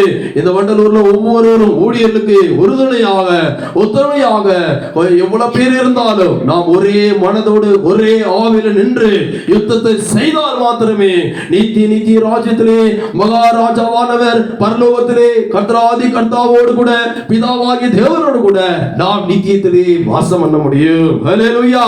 இந்த உலக வாழ்க்கைக்கு பிற்பாடு நித்தியமான ஒரு வாழ்க்கை உண்டு. அதற்காக அந்த பூமியிலே ஒரு கிறிஸ்தவன் போராடி கொண்டிருக்கிறான். மரணத்துக்கு பிற்பாடு அந்த நித்திய ராஜ்யத்திலே நீ போய் சேர்வதற்காக தான் இந்த சபை ஊழியங்களை தவிர இது மற்றபடி எங்களுடைய சுயநலத்துக்காக நாங்கள் ஏற்படுத்தப்பட்டது அல்ல. சபைகள் இந்த பூமியில் இருக்கிற ஒவ்வொரு சபையும் தேவனால் ஏற்படுத்தப்பட்டது. இந்த அறிவில்லாத எத்தனையோ பேர் தாறுமாறாய் பேசுகிறார்கள். சபை குறித்த ஒரு வைராக்கியம் நமக்கு தேவை. தேவனால் ஏற்படுத்தப்பட்டது. ஊழியரோடு சேர்ந்து நின்று மரணத்துக்கு பிற்பாடு அந்த வாழ்க்கைக்கு நாம் இந்த பூமியிலே ஆயத்தமாகக்கூடிய ஒரே இடம் சபைதான். ஹல்லேலூயா. 2 ராஜாக்கள்மார் புஸ்தகம் 16ஆம் அதிகாரம் 18ஆம் வசனத்திலே அந்த சாலமோனின் மண்டபத்துல இன்னொரு மண்டபம் காணப்பட்டது. 2 ராஜாக்கள் 16ஆம் அதிகாரம் 18ஆம் வசனத்தை நாம் வாசிக்கும் பொழுது ஆலயத்தின் அருகே கட்டியிருந்த ஓய்வு நாளின் மண்டபத்தையும் அந்த சாலமோனின் தேவாலயத்துல பக்கத்துல என்ன கட்டியிருந்தாங்க? ஓய்வு நாள்ல ஆராதிக்கிறது ஒரு மண்டபத்தை கட்டியிருந்தாங்க. பழைய ஏற்பாடு காலத்துல ராஜா பிரவேசிக்கும் மண்டபத்தையும் ராஜா பிரவேசிக்கிறது ஒரு மண்டபம். ஆசிரியருடைய ராஜாவின் நிமித்தம் ஆசிரியருடைய ராஜாவின் நிமித்தம் கர்த்தருடைய ஆலயத்திலிருந்து அப்புறப்படுத்தி பாருங்க. பிரியமானவர்களே, இந்த சாலமோனின் மண்டபத்தில் இன்னொரு பகுதி என்னது? இன்னொரு பகுதி அங்கே ஓய்வு நாள் மண்டபம், ராஜா பிரவேசிக்க மண்டபம். இவன் என்ன செய்தான்? அந்த ஆகாச ராஜா இவன் தான் பதவிக்கு வந்த பொழுது அந்த அசிரிய ராஜாக்கள் சொன்னார்கள் என்று சொல்லி அந்த ஓய்வு நாள் மண்டபத்தை அந்த சாத்தான் உடைத்து போட்டு விட்டான். ஹல்லேலூயா. அவனை சாத்தான் என்று தான் நாம் சொல்லவே. ஒரு ஓய்வு நாளை மண்டபத்தை அவன் உடைத்து போட்டான் என்றால் அவன் யார்? அதுபடினால பிரியமானவர்களே, அது மாத்திரமல்ல, ராஜா பிரவேசிக்கும் மண்டபம் கிடையாது. அநேகர் இதை ஆவிக்குரிய விதத்துல ஓய்வு நாள் ஆசரிக்கிறதே கிடையாது. ஓய்வு நாள் என்பது ஆசரிக்க முடியாவிட்டால் அங்கே ஆகாசரு ராஜா புகுந்திருக்கிறான், உடைத்து போட்டு விட்டான், வாழ்க்கையை தாறுமாறாக்கி விடுவார். எனவே ஓய்வு நாளை பரிசுத்தமாய் ஆசரிக்க வேண்டும் என்று ஏசாயா 58ஆம் அதிகாரத்திலே 13ஆம் வசனம் 14ஆம் வசனத்திலே நாம் வாசிக்கிறோம். இந்த மண்டபங்கள் இருக்க வேண்டும். ஆவிக்குரிய வாழ்க்கையில ஒரு கிறிஸ்தவனுக்கு இப்படிப்பட்டதான அனுபவங்கள் இருந்தால்தான் நித்தியத்துல இயேசு உண்டாக்கி கொண்டிருக்கிற அந்த ஆலயத்துல நாம் பிரவேசிக்க முடியும். இயேசு என்ன சொன்னார்? நான் போய் உங்களுக்காக ஒரு வாசலத்தை ஆயத்தம் பண்ணுகிறேன். ஹல்லேலூயா. நான் போய் உங்களை சேர்த்துக் கொள்வேன். அங்க நான் போய் அந்த சேர்க்கிறதுக்குள்ள வேலை தான் இங்கே நான் ஊழியர்களை கொண்டு செய்து கொண்டிருக்கிறார். அவர்கள் தான் சத்திரக்காரர்கள். அவர் நல்ல சமாரியனாய் அந்த நல்ல சமாரிய அந்த மனிதனை கொண்டு போய் சத்திரத்தில் படித்தார். அந்த சத்திரம் என்று சபை காட்டுகிறது. 2 பணம், ஒன்று ஒப்புரவாக்குதல் உபதேசத்தையும் ஒப்புரவாக்குதல் ஊழிய ஊழியத்தை காட்டுகிறது. ஊழியர்களாய் எங்களை கொண்டு ஜனங்களை மறுரூபமாக்கி அந்த வாசலுக்கு ஆயத்தம் பண்ணப்பட்ட மகா பிரதான ஒரு அப்போஸ்தல ஊழியத்தை, ஆசாரிய ஊழியத்தை தந்திருக்கிறார். எனவே இவைகளெல்லாம் நீங்கள் விலை கொண்டு ஆண்டவரை ஆராதித்து நித்தியத்திலே ஆசாரியர்களாகவும் ராஜாக்களாகவும் இருக்கும்படி அழைக்கப்பட்ட நீங்கள் இந்த அப்போஸ்தல உபதேசத்திலே சத்திர காலங்களில் அடங்கியிருந்து உங்கள் வாழ்க்கையை மாற்றிக்கொள்ள வேண்டும். இங்கே வந்து அப்படிப்பட்ட மறுரூபத்தின் வாழை நடக்காவிட்டால் நித்தியத்திலே இயேசு உண்டாக்குற அந்த வாசல் நமக்கு கிடைக்கா. நாம் மரிக்கும் போது நல்ல அடக்கம் இருக்கும், 4 பாட்டு பாடுவாங்க, நல்ல பிரசங்கம் இருக்கும். ஆனால் நாம் போய் சேர வேண்டிய அதுவா இருக்காது, வேறையாக போய்விடும். ஹல்லேலூயா. ஏசாயா 58ஆம் அதிகாரம் 13ஆம் வசனம் 14ஆம் வசனம் வாசிங்க. என் பரிசுத்த நாளாகிய ஓய்வு நாளிலே உனக்கு இஷ்டமானதை செய்யாதபடி உன் காலை விலக்கி உன் வழிகளின்படி நடவாமல் உனக்கு இஷ்டமானதை செய்யாமல் உன் சொந்த பேச்சை பேசாமல் இருந்து ஓய்வு நாளை மனமகிழ்ச்சியின் நாள் என்றும் இந்த இடத்துல நாம் வாசிக்கிறோம், சொந்த பேச்சை பேசக்கூடாது. அப்பொழுது நீ அப்படி செய்தால் உன் தகப்பனுடைய யாக்கோபின் சுதந்திரத்தினால் உன்னை போஷிப்பேன் என்று ஆண்டவர் ஓய்வு நாளை ஆசரிக்கிற ஆவிக்குரியமான சபையை பார்த்து இந்த கால வேளையிலே பேசுகிறார். ஹல்லேலூயா. எனவே கர்த்தரின் நாள் என்று அநேகர் வாழ்க்கையில் நினைக்கிறது கிடையாது. சபை கூடி வந்தால் வெறுப்பாய் நினைக்கிறார்கள். எப்பொழுது இந்த ஆராதனை முடியும் போய் நம்ம தூங்கலாம், டிவி பார்க்கலாம், சினிமா பார்க்கலாம், அங்க ஓடலாம், இங்க ஓடலாம், இந்த நினைப்போடு தான் வாழ்கிறார்கள். வேதம் தெளிவாய் சொல்கிறது. ஆமோஸின் புத்தகம் 8ஆம் அதிகாரம் 6ஆம் வசனத்துல எப்படா இந்த ஓய்வு நாள் முடியும் என்று இஸ்ரவேல் மக்கள் காத்திருந்தார்களா? இதற்காகவே தேவ கோபாக்கடி வந்தது. எரித்து சாம்பலாக்கி போட்டதவர்களே, தேவனை அறிந்தவர்கள் இஸ்ரவேலர்கள், பிறப்பிலே தேவனுடைய சுதந்திரமான மக்கள் எப்போ ஓய்வு நாள் முடியும் என்று காத்திருந்தார்களாம். வாசிங்க ஆமோஸின் புத்தகம் 8ஆம் அதிகாரம் 6ஆம் வசனத்துல, நாங்கள் தவசம் இருக்கத்தக்கதாக மாத பிறப்போம், நாங்கள் தானியத்தின் பண்டசாலைகளை திறக்கத்தக்கதாக ஓய்வு நாளும் எப்பொழுது முடியும் என்று சொல்கிறவரை எங்க வேலை பார்க்கணும், தானியம் திறக்கணும், அதை பண்ணணும், இதை பண்ணணும், எப்படா இந்த ஓய்வு நாள் முடியும்? ஹல்லேலூயா. எப்ப ஓடலாம், எப்ப முடிப்பாங்க? என்ன 10 நிமிஷம் அதிகமாய் போச்சு, வாரமெல்லாம் அங்க இங்க அங்க அங்க சுத்துறோம், ஊருக்கு அந்த இதுக்கும் போறோம், சொந்த வேலையை செய்யறோம். தேவனை அறிந்தவர்கள் தான் இந்த இஸ்ரவேலர்கள் மனப்போன போக்கில் இருந்தபடினால நியாய தீர்ப்பு ஒப்படைத்தார். புறஜாதி மக்களாகி நம்மை ரட்சித்தார். இன்னைக்கு உனக்கும் எனக்கும் தேவனை தெரியாதுன்னு நீ சொல்ல முடியாது. ஆனால் துணிகரங்கள், ஆனாலும் தேவனுக்கு பயப்படுதில்லை. ஆண்டவர் நித்திய நரகத்துக்கு போக வேண்டிய உன்னை என்னை ரட்சித்து சபைக்குள்ள வந்து ஞானஸ்நானம் எடுத்து அபிஷேகம் பண்ணப்பட்டு கர்த்தருக்காக வாழக்கூடிய ஒரு வாழ்க்கையை தந்தா இளையகுமாரை போல் அப்படி இப்படி இப்படி ஓடிக்கொண்டு எப்ப முடியும்? இந்த வாரம் எனக்கு வர முடியாது, இந்த வாரம் எனக்கு வர முடியாது பாஸ்டர், அவ்வளவு என்ன உனக்கு வேலை, இந்த வாரம் வர முடியாத அளவுக்கு வரணும். துணிகரத்தினால குடும்பங்கள் இதனால்தான் அநேகர் நஷ்டமடைகிறார்கள். தேவ பயம் கிடையாது. ஆண்டவரை ஆராதிக்கணுமே, ஆலயத்து போகணுமே, எனக்கு இன்னைக்கு கல்யாணம், எனக்கு இன்னைக்கு அது, எனக்கு வளகாப்பு, ஓடு கஷ்ட நேரத்துல பாஸ்டர் ஜெபம் பண்ணுங்க. யார் உனக்கு ஜெபிப்பா? துணிகரமாக தேவனை அறியாதனா பிரச்சனையே கிடையாது. நீ எப்படி போனாலும் ஊழியர் உனக்கு ஜெபி, தேவனை அறிந்தவள், நீ தேவனை பிள்ளை, ஞானஸ்நானம் எடுத்திருக்கிற, இதுக்கு மேல உனக்கு என்ன தெரியாது, என்ன தெரியாது? இந்த இடத்துல வாசிக்கிறோம், எப்படா முடியும் ஓடுறது காத்திருக்கிறான். நெகேமியா புத்தகம் 13ஆம் அதிகாரம் 15ஆம் வசனத்துல நாம் வாசிக்கும் பொழுது நெகேமியா திட்ட சாட்சியா கடிந்து கொண்டான். இந்த ஓய்வு நாள்ல இங்க வந்து பிசினஸ் பண்றது, இங்க சரக்கு மாத்துறது, இப்படி பண்ணினா அடுத்தவரை கை போட்டு சாவச்சிருவன்ட்டான் இஸ்ரவேல் மக்களை. பாருங்க 13ஆம் அதிகாரம் 15ஆம் வசனம் வாசிங்க. இப்படி சொன்னா நீங்க சும்மா விடுவீங்களா? அந்த நாட்களில் நான் யூதாவிலே ஓய்வு நாளில் சிலர் ஆடைகளை மிதிக்கிறதையும் சிலர் தானியங்களை பொதிகளில் கழுதைகளின் மேல் ஓய்வு நாள் நாத்திகமா அந்த வேலை உங்களுக்கு சர்ச்சு பக்கமா தான் போறானுங்க, அதுலயும் வேற துணிகரமா அடுத்தது கொண்டு வருகிறதையும் திராட்சரசம், திராட்சைப்பழம், அத்திப்பழம் முதலானவைகளின் பற்பல சுமைகளை ஓய்வு நாளிலே எருசலேமுக்கு கொண்டு வருகிறதையும் கண்டு அவர்கள் தின்பண்டம் விற்கிற நாளை பற்றி அவர்களை திடசாட்சியா கை கொண்டு கடிந்து கொண்டு என்ன சொன்னாரு? ஒழுங்கு மரியாதை வாழ்ந்துக்க, தேவன் நாம தரிச்சு இந்த ஞாயிற்றுக்கிழமை ஓய்வு நாள்ல ஆண்டை ஆசரிக்காம உங்க இஷ்டம் போல போனா இன்னைக்கு உங்க பாஸ்ட் இப்படி ஒழுங்கு மரியாதை இருந்துன்னு சொன்னா நீங்க என்ன பண்ணுவீங்க? எனக்கு சபை வேணாம், நான் வேற ஒன்று ஓடிடுவீங்க. ஆனா இஸ்ரவேல் மக்கள் அப்படிதான் என்ன செஞ்சாரு? ஒழுங்கு மரியாதை வந்தாவா இல்லைன்னா ஓடி போன்ட்டாரு. நெகேமியா அந்த காலத்துல வாழ்ந்தவர் பாருங்க. அப்படி இப்படி எல்லாம் இருந்தார். இன்னைக்கு இரக்கமான ஊழியர் இந்த வாரம் வரலையாமா சரிமான்னு சொல்லி பரிதாபப்பட்டு விடுறாங்க. ஆனா அந்த காலத்துல கொம்பு எடுத்தா என்னது அப்படியே ஆடுற அளவுக்கு இருந்தாங்க. அப்படிதான் ஜனங்களை ஆண்டவர் கடிந்து கொண்டு தேவ பயத்துல வளர்த்திருந்தார். இந்த நாட்கள் ஒண்ணுமே சொல்ல முடியல. ஏதாவது சொன்னா அப்படி இப்படி இப்படி எப்படின்னு பேசுறது. ஏதோ ஒரு வார்த்தை சொன்னா கூட அதை சகிச்சு போறது கிடையாது. அதுக்கு எதிர்த்து ஒரு பதம் பேசுறது. 13ஆம் அதிகாரம் 18ஆம் வசனத்துல பரிசுத்தத்தை குலைச்சல் ஆக்கிறதுனால இஸ்ரவேல் மக்கள் இன்னைக்கு பாருங்க, அவங்க நாடு இந்த ட்ரம்ப் அமெரிக்க அதிபதி ஆன பிறப்பாடுதான் எருசலேம் என்ற தலைநகரமே கிடைச்சது. அவ்வளவு கோபப்படுத்தினாங்க இஸ்ரவேல் மக்கள், அவ்வளவு சிதறடித்தார். ஹிட்லர் மூலமாக எத்தனையோ லட்சக்கணக்கான ஜனங்கள் கொண்டு குவிக்கப்பட்டார்கள். காரணம் ஓய்வு நாள் ஆசிரியர்கள சொல்றதை கீழ்ப்படியில இஷ்டம் போன போக்கல. இன்னைக்கு அவர்கள் இத்தனை வருஷங்களுக்கு 1947 நாட்களில் தான் சொந்தமானவர்கள் சுதந்திரமே கிடைச்சது. சொந்த நாட்டை விட்டு ஓண்டார். இந்திய தேசத்துல எப்படி ஆங்கிலேயர் ஆட்சி செய்தார்களோ இஸ்ரவேல் மக்களுடைய சொந்த நாடு ஆபிரகாம் ஈசாக்கு யாக்கோபு என்ற முற்பிதாக்களுக்கு பாலும் தேனும் ஓடுகிற தேசத்தை தந்தார். அவர்கள் அதில் வாழ வேண்டிய பிரகாரம் வாழாதனால தேசத்திலிருந்து சிதறடிக்கப்பட்டார்கள். இன்றைக்கு மணிப்பூர், நேபாள் அப்படிப்பட்ட இடங்களில் யூதர்கள் வசிக்கிறார்கள். இந்தியாவின் பல பாகத்தில் யூதர்கள் சிதறடிக்கப்பட்டு வாழ்கிறார்கள். ஜெர்மனி பல நாடுகளில் இருக்கிறார்கள். ஏன்? சொந்த ஊரை விட்டு ஆண்டவர்களை விலகி போன காரணம் கட்டளையின்படி பிரமாணப்படி வாழாதனால்தான். தேவ பிள்ளைகளாய் நமக்கு இந்த பைபிள் ஏன் எழுதப்பட்டிருக்கிறது? இதெல்லாம் ஒரு எச்சரிப்பு. இதெல்லாம் ஆண்டவர் எடுத்து பேசும் பொழுது நான் நம்மை மனம் திரும்பி கேட்ட கனிகளை கொடுக்க வேண்டும். ஹல்லேலூயா. எனவே பரிசுத்தர் குலைச்சல் ஆக்கக்கூடாது. அந்த இயேசு கிறிஸ்து உலாவுகிற இந்த மண்டபம் ஞாயிறு ஆராதனையில இயேசு உனக்குள்ளாக வந்து வாசம் பண்ணி புதிய கிருபையை தர இந்த நாளில் நீ இங்க வந்து உட்காராமல் ராஜா பிரவேசிக்கிற மண்டபத்தையும் அந்த சாலமோனின் ஓய்வு நாள் மண்டபத்தையும் சாலமோனின் மண்டபத்தை நீ கெடுத்து போடுவாயானால் ஆண்டவருடைய பயங்கரமான தேவ கோபாக்கணி வரும். ஹல்லேலூயா. நான்காவது அந்த என்ன வசனம்? ராஜா பிரவேசிக்கிற மண்டபத்தையும் அவங்க கெடுத்து போட்டாங்க.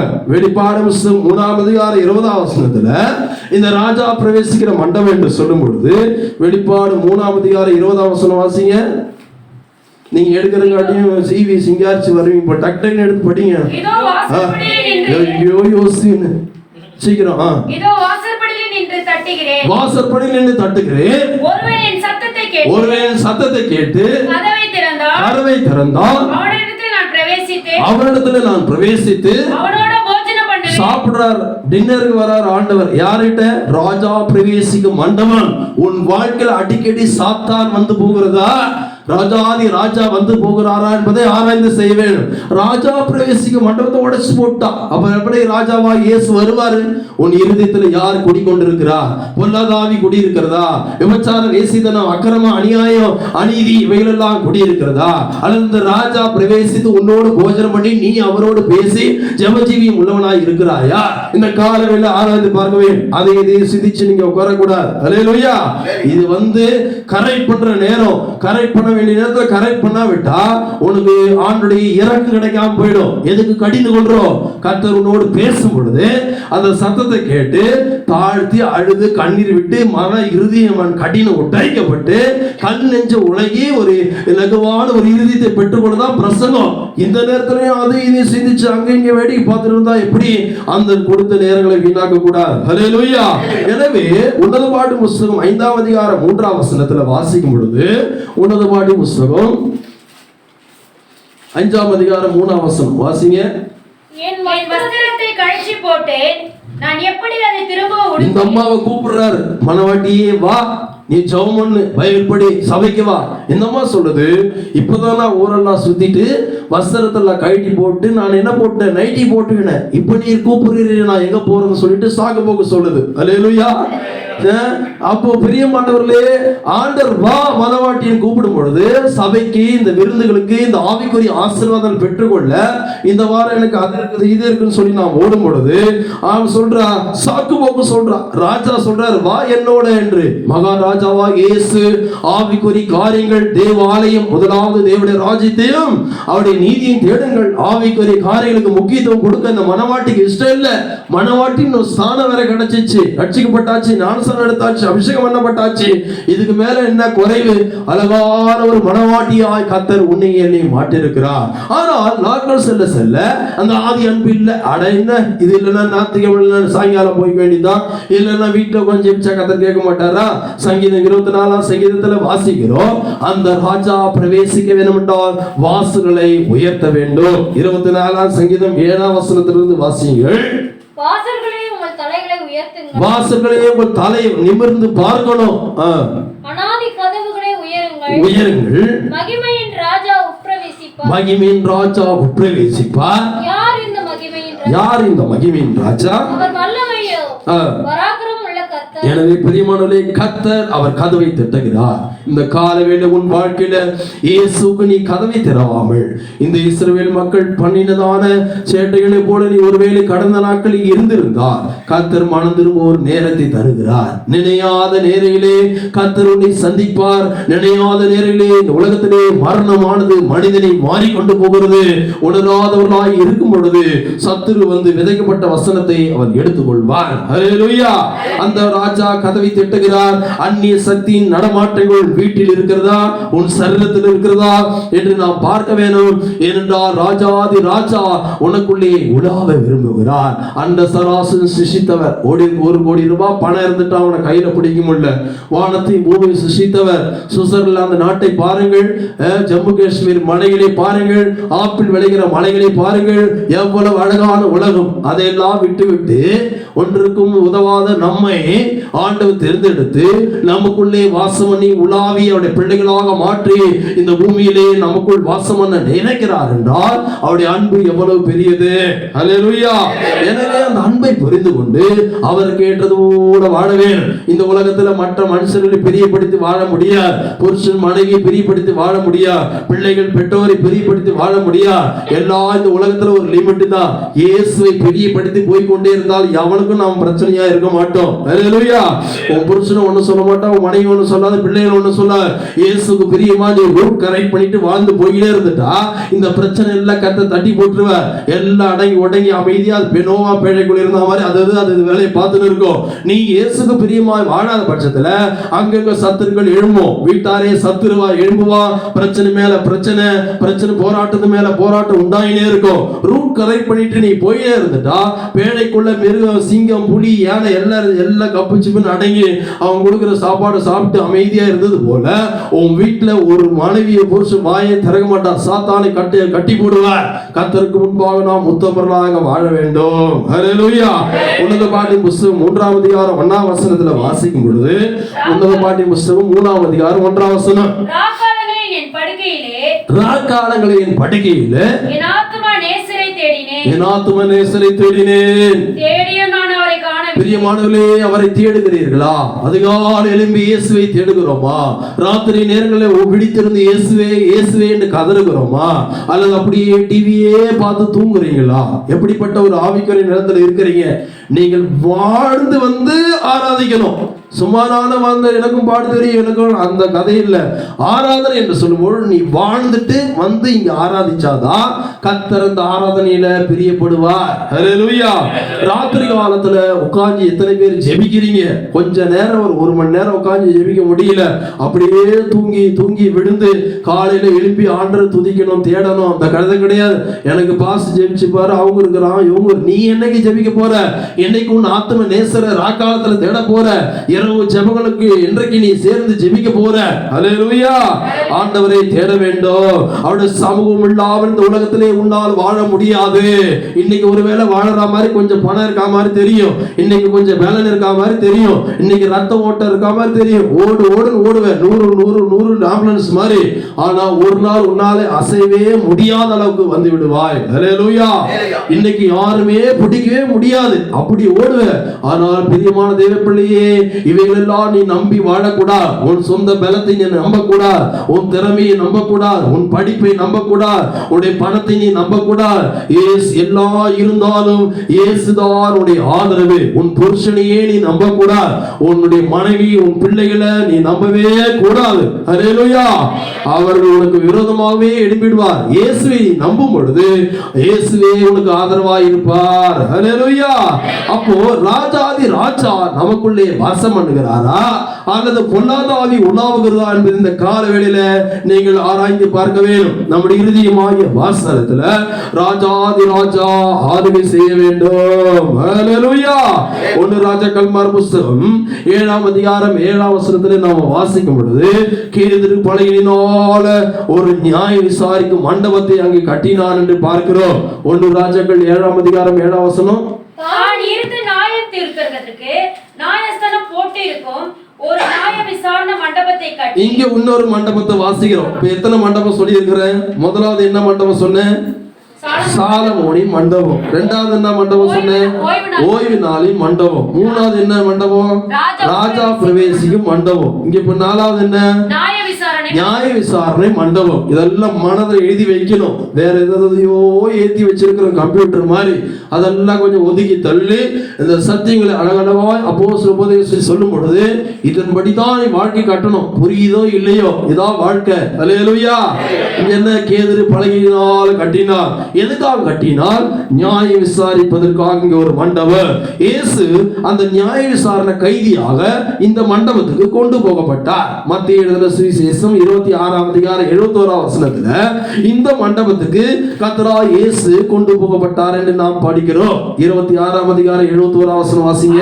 வாசல் மண்டபத்திற்கு போன பொழுது வேறொருத்தி அவனை கண்டு, இவனும் நசரனாகிய இங்க வாசல் மண்டபம் சொல்லப்பட்ட அந்த மண்டபம் தான் நியாய விசாரிக்கும் மண்டபத்துல இயேசுவை தரன்னு எடுத்துட்டு கொண்டு வச்சா உங்களை சட்டையை பிடிச்சி தரன்னு பாசிங்க எடுத்து வந்து நிப்பாட்டினா நீங்க என்ன பண்ண முடியாது? போற வீட்டுக்கு ஓடிடுவீங்க. அல்லேலூயா. ராஜாதி ராஜாவை தரன்னு எடுத்துட்டு வந்து உட்கார வைக்கிறான். எங்க? அவரே நியாயாதிபதி. அவரை விசாரிக்கிறதுக்கு நியாய விசாரணை மண்டபத்துல கொண்டு வரா. அல்லேலூயா. அப்ப இதனுடைய அர்த்தங்கள் என்ன? 58ஆம் வசனம் வாசிங்க. மத்திய எழுதின சுவிசேஷம் 26ஆம் அதிகாரம் 58ஆம் வசனம் வாசிங்க. பேதுரு தூரத்திலே அவருக்கு பின் சென்று பிரதான ஆசாரியனுடைய அரண்மனைக்குள் வந்து உள்ளே பிரவேசித்து. பிரதான ஆசாரியனுக்கு அங்க ஒரு மண்டபம் இருக்கு. இப்போ முதலாவது நியாய விசாரணை மண்டபத்தை குறித்து நாம் பார்ப்போம். நமக்குள்ள நியாயம் இருக்கா? நான் செய்யறதுதான் நீதி, என்னுடைய மனைவி செய்யறதெல்லாம் தப்பு, நான் செய்யறதுதான் நீதி, என் புருஷன் செய்யறதெல்லாம் தப்பு, என் பிள்ளைங்க செய்யறது தப்பு. உண்மையான நீதிக்கு வரணும். சில நேரத்துல நாம் தவறு செய்யும் பொழுது நம்மளை ஒத்துக்க மாட்டோம். ஏன்? நம்ம தவறு பண்ணிட்டு ஒத்துக்கணும், எல்லாம் பரியாசம் பண்ணுவோம். அந்த ஸ்டாண்டர்ட்லயே நிற்போம். புருஷன் மனைவி அந்த கணம் தேவைதான். நீ கிறிஸ்தவனான பிற்பாடு உனக்கு சூவும் இருக்கக்கூடாது, சோவும் இருக்கக்கூடாது. அல்லேலூயா. அப்படின்னா அர்த்தம் சூடு சொர்ண ஈனமான ஒண்ணுமே இல்லையான்னு கேட்பாங்க. அதெல்லாம் இருக்கவே கூடாது. அப்படி இருந்துச்சுன்னா இந்த வசனத்தின்படி உன்னால வாழ முடியாது. அல்லேலூயா. 4 பேருக்கு முன்னாடி ஒரு மனைவி வந்து பாஸ்டர் வந்து ஏதாவது சொல்லிட்டு வச்சுக்க, அவர் என்ன பண்ணுவாரு? 4 பேருக்கு முன்னாடி என்ன நீ கேட்டு எப்படி கேட்கலான்ட்டு 4 நாள் அவர் சாப்பிடாம இருந்தா என்ன நடக்கும்? அது போல இவங்க ஒன்று பேசும்போது அந்த அம்மா எல்லாரும் முன்னாடி என்ன இப்படி சொல்லிட்டாரு அழுதுந்தா நடக்கும். அந்த கதை இருந்தா ஜபம் நடக்காது, ஒன்றும் நடக்காது, ஒன்றும் ஓடா. அதனால ஏற்றத்தாழ் வரும். நான் என் வாழ்க்கையில தப்பு செஞ்சுட்டேன், ஆமா நான் தப்பு செஞ்சுட்டேன், இப்படி பேசிட்டேன், ஒத்துக்கணும். உடனே அந்த அம்மா தப்பு செஞ்சுட்டேன் என்ன பண்ணும்? ஒத்துக்கணும். ஈகோ ப்ராப்ளம் இருந்தா இந்த வாழ்க்கையில வசனத்தின்படி நீ வாழ முடியாது. அல்லேலூயா. கிறிஸ்தவன் சொல்லி பிரயோஜனமே கிடையாது. நான் ஒரு ஊழியக்காரன் சொல்லி ஒரு மண்ணுக்கும் பிரயோஜனம் கிடையாது, ₹1 பிரயோஜனம் கிடையாது. அல்லேலூயா. வசனத்தின்படி வாழ்க்கை இருக்கிறதா? அதுக்காக என்னென்னலாம் விட்டு கொடுமோ விட்டு கொடுத்து போயினே இருக்கணும். அப்படி இருந்தால் மாத்திரமே, வசனத்தின்படி வாழ்ந்தால் மாத்திரமே, நீதி நியாயத்தின்படி வாழ்ந்தால் மாத்திரமே இயேசுவின் வருகையில் நாம் போக முடியும். ஹல்லேலூயா. எனவே இந்த நியாயம் நீதி இவைகள் எல்லாம் இல்ல. பேதுரு அந்த விசாரணை மண்டபத்துல 3 முறை அவரை மறுதலித்து விட்டார் என்று நாம் பார்க்கிறோம். வெளிப்பாடு புத்தகம் 3ஆம் அதிகாரம் 8ஆம் வசனத்துல வாசிக்கும் பொழுது உனக்கு கொஞ்சம் பலன் இருந்தோ நீ மறுதலிக்கல. வெளிப்பாடு 3ஆம் அதிகாரம் 8ஆம் வசனம் வாசிங்க. உன் கிரியைகளை அறிந்திருக்கிறேன், உனக்கு கொஞ்சம் பலன் இருந்தும் நீ என் நாமத்தை மறுதலியாமல் என் வசனத்தை கைக்கொண்டபடினால் இதோ திறந்த வாசலை உனக்கு முன்பாக வைக்கிறேன். அப்ப இதனுடைய அர்த்தம் என்ன? கொஞ்சம் பலன் இருந்தாலும் மறுதலிக்க கூடாது. கொஞ்சம் பலன் எழுப்பி ஜெபம் பண்றதுக்கு இருந்தாலும் நீங்க என்ன செய்யணும்? இன்னைக்கு காலையில நேற்று எங்க மனைவி ஆஸ்பத்திரிக்கு கூட்டு போய் ரொம்ப முடியல, ஆனா நீங்க வந்த கொஞ்சம் பலன் இருந்துச்சு, கொஞ்ச நேரம் எழுப்பி ஜெபிச்சுட்டு தான் இங்க வந்திருக்கிறோம். அல்லேலூயா. உனக்கு கொஞ்சம் உயிர் கொடு, கொஞ்சம் பலன் இருந்தாலும் அதை எழுப்பி நீ ஜெபிக்கணும். எனக்கு முடியல கையை முடக்கி காலை முடக்கி தூங்கி கையை நெட்டி தூங்கி இருந்தனா கர்த்தர் எப்படி உன்னை திறந்த வாசல் வைப்பாரு? போற இடத்துல எப்படி உனக்கு இறக்கம் கிடைக்கும்? அதனால கொஞ்சம் பலன் இருக்கு. அந்த பலத்தை எழுப்பி ஜெபிக்கணும். அந்த கொஞ்சம் காணிக்கை போட முடியுமா, அந்த காணிக்கை ஆண்டவருக்காக போடணும். மனப்பூர்வமா எல்லாத்தையும் செய்யணும். அப்பொழுது கர்த்தர் உங்களை ஆசீர்வதிப்பார். ஹல்லேலூயா. எபிரேயர் புத்தகம் 6ஆம் அதிகாரம் 6ஆம் வசனத்துல நாம் வாசிக்கும் பொழுது, எபிரேயர் புத்தகம் 6ஆம் அதிகாரம் 6ஆம் வசனத்துல என்ன வாசிக்கிறோம்? வாசிங்க. 6ஆம் அதிகாரம் 6ஆம் வசனம். மறுதலித்து போனவர்களே தேவனுடைய குமாரனை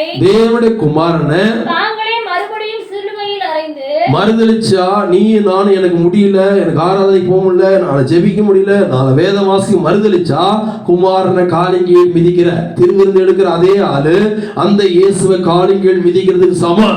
எனவே சோம்பேறித்தனத்துக்கு இடமே கொடுக்க கூடாது. சோதோமின் பாவது. உனக்கு கொஞ்சம் பலம் இருந்தா எழும்பி ஜெபம் பண்ணு, சோத்திரம் பண்ணு, வாயை திறந்து நல்ல சோத்திரம் சோத்திரம் சோத்திரம் சோத்திரம் சொல்லணும். நல்ல அந்நிய பாஷை பேசி கட்டி சாத்தான ஜெபிக்கணும். அந்த பலனை வச்சுட்டு எனக்கு இல்லை இல்லைன்னு சொல்லக்கூடாது. பெற்றுக்கொண்டால் பெற்றுக்கொள்ளாத போடி ஏன் மேன்மை பாராட்டுகிறாய்? இருக்கிற பலத்தை எழும்பி கர்த்தருக்காய் கிரியை செய்ய வேண்டும் என்று ஆண்டவர் எதிர்பார்க்கிறார். ஹல்லேலூயா.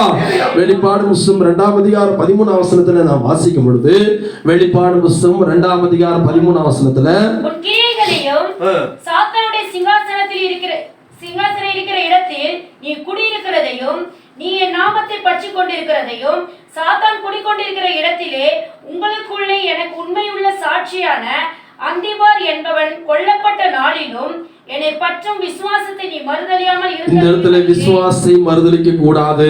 ஹல்லேலூயா. இயேசுவை மறுதலிக்க கூடாது, சிலுவையை மறுதலிக்க கூடாது. மறுபடியும் மறுபடியும் போராட்டம் வரும்பொழுது அழைத்தவரை நாம் மறுதலித்திருக்கிறோம் என்று பொருளாகும். எனவே இந்த நியாய விசாரணை மண்டபத்துல பேதுரு மறுதலித்து விட்டார். அருமையான தேவ பிள்ளையே, நீதி நியாயத்தை நீ மறுதலித்து சத்தியமுள்ள நீதிபரரை மறுதலித்து வாழ்கிறாயா? உனக்கு கொஞ்சம் பலர் இருந்தும் இயேசுக்கா நீ பிரயாசப்படாவிட்டால் நீயும் பேதுரு போல மறுதலித்தவனே. ஹல்லேலூயா. இயேசு நாமத்தை மறுதலித்தவர்களை குறித்து நாம் பார்க்கிறோம். லூக்கா எழுதின சுவிசேஷம் 22ஆம் அதிகாரம் 61ஆம் வசனத்துல, நீ என்னை 3 தரம் மறுதலிப்பாய் என்று சொன்ன பொழுது அவன் அப்படியே மறுதலித்தான். அவன் உடனே இயேசு அவனை பார்த்த பொழுது நினைவுகூர்ந்து மனம் கசந்து அழுது திரும்பி வந்தான். சில நேரத்தில் வாழ்க்கையில தோல்வியில் வரும், சில பிரச்சனை வரும், சில போராட்டம் வரும், முடியாது சில தோல்வி. உடனே அதை நினைச்சு அழுது மனம் திரும்பி கேட்ட கனிகளை கொடுக்கணும். எனக்கு முடியல முடியல முடியல முடியல பாட்டு பாடி இருந்தா எப்படி? லூக்கா எழுதின சுவிசேஷம் 22ஆம் அதிகாரம் 61ஆம் வசனத்துல வாசிக்கும் பொழுது, அப்பொழுது கர்த்தர் திரும்பி பேதுருவை நோக்கி பார்த்தார். சேவல் கூவுகிறதற்கு முன்னே நீ என்னை 3 தரம் மறுதலிப்பாய் என்று கர்த்தர் தன்னிடத்தில் சொன்ன வசனத்தை உடனே பேதுரு நினைவு கூர்ந்து வெளியே போய் மனம் கசந்து அழுதுறீங்களா? ஐயோ, என்னால் ஜெபிக்க முடியாம போச்சு, என்னால் ஆராதனைக்கு வர முடியாம போச்சு, கர்த்தரை தேட முடியாம போச்சு. ஏதாவது கொஞ்சமாவது கசிவு இருக்கா? கொஞ்சமாவது ஒரு மனசுல சில சொல்லுவாங்க, உன் நெஞ்சில ஈரம் இருக்குதா, இறுதி கடினம் இப்படி இருக்குதுன்னு கேட்பாங்க உலகத்துல. அது போல சில நேரத்துல கொஞ்சம் கூட, ஐயோ என்னால் நைட்டெல்லாம் ஜெபிக்காம தூங்கிட்டனே, ஒரு நாள் அந்த பதபதப்பு இருக்குதா? மற்றதுக்கு மட்டும் இருக்கும், எல்லாத்துக்கும் உலக காரியங்களுக்கும் அது இல்லை இது இல்லை அது இல்லை. ஐயோ நைட்டெல்லாம் நான் தூங்கிட்டேனே. ஒரு கிறிஸ்தவன் தூங்கிட்டா கூட வருத்தப்படணும். ஐயோ கொஞ்ச நேரம் கூட நான் ஜெபிக்காம தூங்கிட்டேனே, இவ்வளோ நேரம் தூங்கிட்டேனே. பைபிள் ஒரு 5 அதிகாரம் கூட என்னால் வாசிக்க முடியும். ஒரு பதபதப்பு. சின்ன வயசுல எங்கள் அம்மா சொன்னோம், உடம்புல தோலை உரிச்சு மஞ்சள் தண்ணி உப்பு போட்டு விட்டுரும் சொல்லுவாங்க. என்னது, உன் உடம்புல பயம் இல்லை, இப்படியே பண்ணியிருந்தேன்னா தோலை உரிச்சு உப்பு காரணம் போட்டுருவேன்னு. அது போல பெரிய மாணவர்கள் கொஞ்சம் கூட கிறிஸ்தவ வாழ்க்கை பயம் இல்லை. ஏன்? இறக்கம் கிடைக்குது. இறக்கம் ஆண்டு தந்துனர் என்னைக்கு தருவாரா? ஒரு நாள் அந்த இரக்கமுள்ள இயேசு நியாயாசனத்துல உட்கார போகிறார். நாம் பயந்து வாழ வேண்டியவர்கள். அல்லேலூயா. கிறிஸ்தவர்களாகிய நாம் இந்த பூமியிலே பயந்து கர்த்தருக்காய் வாழ வேண்டும்.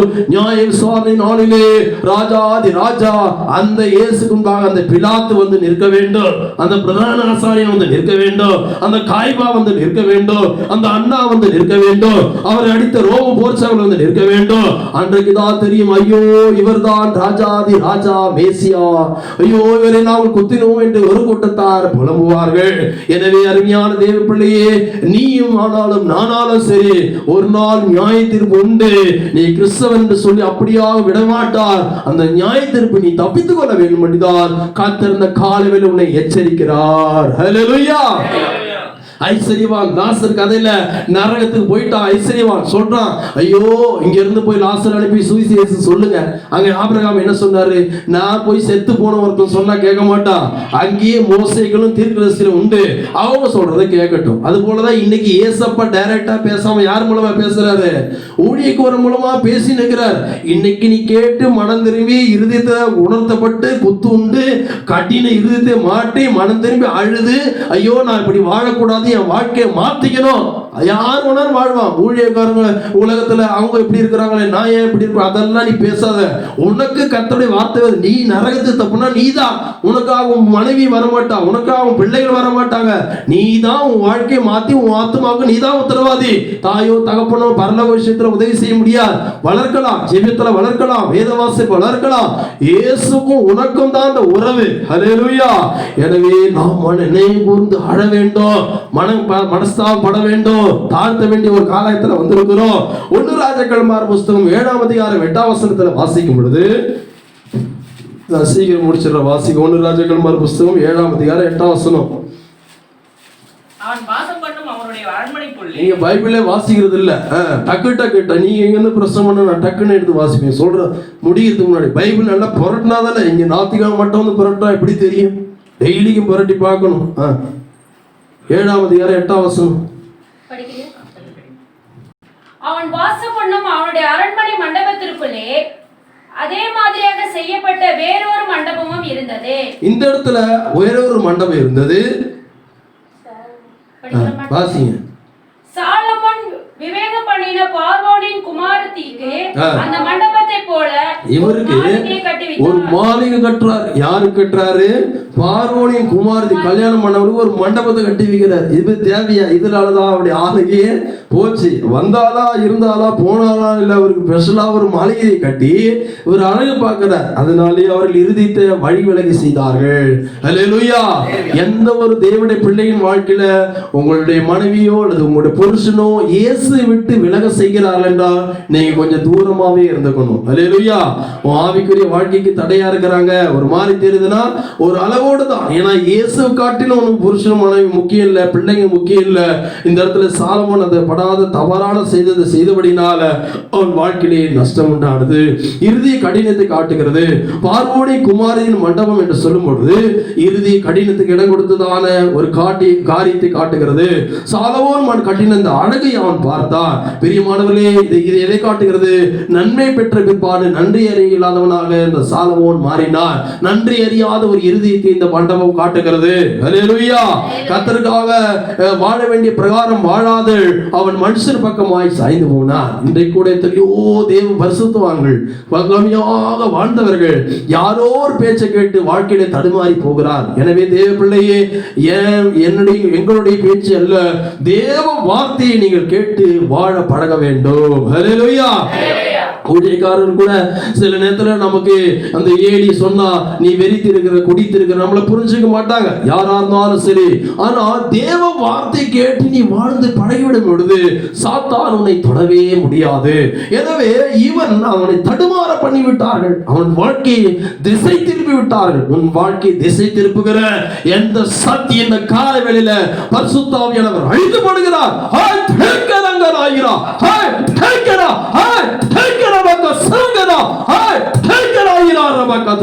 இந்த காலையிலே பரிசுத்த ஆவியானவர் உன் வாழ்க்கையை இயேசு விட்டு தூர திருப்புகிற வல்லமைகளை அவர் அழித்துக் கொண்டிருக்கிறார். கரங்களை தட்டி ஆண்டவரை மகிமைப்படுத்துவோமா?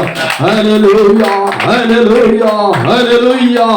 அதனால பிரியமானவர்களே, இந்த மண்டபம் நமக்கு தேவையில்லை. நம்மை திசை திருப்பல் யாரா இருந்தாலும் இயேசுக்கு எனக்கு இடையில அது தொந்தரவு உண்டாக்குற எந்த நபரா இருந்தாலும் நமக்கு ஒரு லிமிட்டோடு தான் இருக்கும். அதுக்குன்னு சொல்லிட்டு நாம அவங்க இப்படி பண்றா இப்படி பண்ணா துரத்தி விடுறது அதாவது சொல்ல வரல.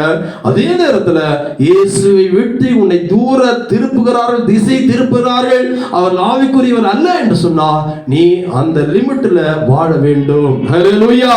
அடுத்ததாக யோவான் எழுதின சுவிசேஷம் 5ஆம் அதிகாரம் 2ஆம் வசனத்திலே நாம் வாசிக்கும் பொழுது அங்கே பெதஸ்தா என்றதான ஒரு மண்டபத்தை குறித்து நாம் வாசிக்கிறோம். யோவான் எழுதின சுவிசேஷம் 5ஆம் அதிகாரம் 2ஆம் வசனம். எபிரேய பாஷையிலே பெதஸ்தா எனப்பட்ட ஒரு குளம் எருசலேமின் ஆட்டு வாசல் அருகே இருக்கிறது. பெதஸ்தா எனப்பட்டதான ஒரு குளம் எருசலேமின் ஆட்டு வாசல் அருகே இங்கே 5 மண்டபங்கள் உண்டு. இந்த பெதஸ்தா என்று சொல்லும் பொழுது எதை காட்டுகிறது? இரக்கத்தின் வீடு என்று பொருள். ஹல்லேலூயா. இங்கே ஆண்டவர் சுகமாக்குகிறார் என்று நாம் பார்க்கிறோம்.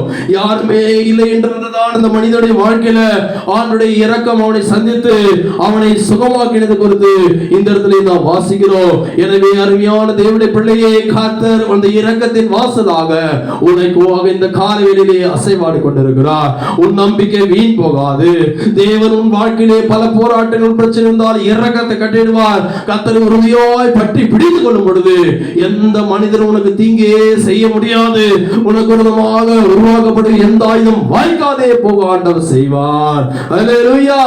எனவே இந்த காலவெளியில இரக்கத்தின் தேவனாக நம்முடைய மத்தியிலே பரிசுத்த ஆவியானவர் அசைவாடி கொண்டிருக்கிறார். இந்த பெதஸ்தா என்றதான குளத்திலே இரக்கத்தின் இயேசு அசைவாடினது போல, இந்த மண்டபத்திலே இயேசு வந்தது போல, இந்த காலவெளியில பரிசுத்த ஆவியானவர் வல்லமையா நிறைந்தவராக நம்மத்திலே அவர் இரக்கத்தை வெளிப்படுத்துகிறார். இயேசுவே, எனக்கு இந்த பிரச்சனை உண்டு. இயேசுவே, எனக்கு இந்த பலவீனம் உண்டு. இயேசுவே, இந்த வியாதி உண்டு. இயேசுவே, இந்த தேவை எனக்கு உண்டு என்று நீங்கள் சொல்லும் பொழுது ஆண்டவர் உங்கள் வாழ்க்கையிலே அற்புதங்களை அடையாளங்களை செய்து ஒரு கல்யாணத்திலே அற்புதங்களை செய்ததான இயேசு உங்கள் வாழ்க்கையை அபிநந்தமாய் ஆசீர்வதிக்க அவர் வல்லமையுள்ளவராய் இருக்கிறார். ஹல்லேலூயா. எனவே தேவாலயத்திலே இயேசு உலாவினார் என்று நாம் படிக்கிறோம். நம் வாழ்க்கையிலே ஆண்டவர் உலா வேண்டும். 2 கொரிந்தியர் புத்தகம் 6ஆம் அதிகாரம் 16ஆம் வசனத்திலே அவர் நமக்குள்ளே உலாவி நம் தேவனாய் இருப்பார் என்று எழுதப்பட்டிருக்கிறது. லேவியராம் புத்தகம் 26ஆம் அதிகாரம் 12ஆம் வசனத்திலே அவர் நமக்குள்ளே உலாவி அவர் நம்முடைய தேவனாய் இருக்க விரும்புகிறார் என்று எழுதப்பட்டிருக்கிறது.